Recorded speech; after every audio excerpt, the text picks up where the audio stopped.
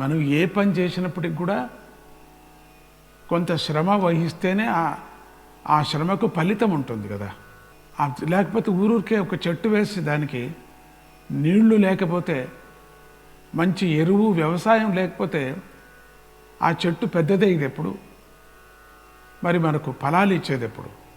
అది చూడండి. అందుకని పరమాత్ముడిని నువ్వు భజించకపోతే నిన్నెవరు రక్షిస్తారు? రక్షించడు. భజించిన వాళ్ళకే రక్షించడు, ఇంక ఏదీ లేని వాళ్ళకి ఎట్లా రక్షిస్తాడండి? రక్షించడు.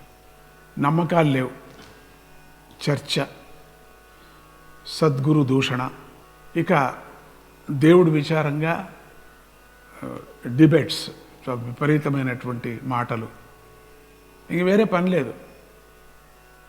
ఒక క్రియ, విశేషమైనటువంటి ఇంట్లో ఒక నియమము, ఒక తపస్సు, ఒక నిశ్చయమైనటువంటి ఒక టైం టేబుల్ లేదు. 9 గంటలకు లేవచ్చు, 10 గంటలకు లేవచ్చు, 5 గంటలకే లేవచ్చు, కాఫీ తాగొచ్చు, 6 గంటలకే పడుకోవచ్చు, సినిమా చూసి 2 గంటలకు పడుకోవచ్చు. నియమమే లేదు, అంతే.